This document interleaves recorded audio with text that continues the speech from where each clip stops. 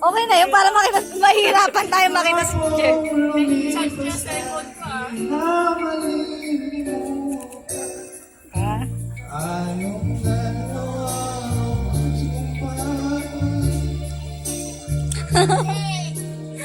Go lang. Ano sabi niya?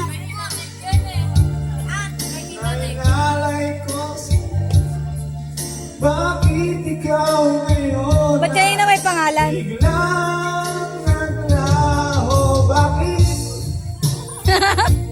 Ay siyang marunong magmahal, ay siyang madalas maiwan, nang di alam ang dahilan. Bakit ako ba? Wala, umiyak na. Joke lang.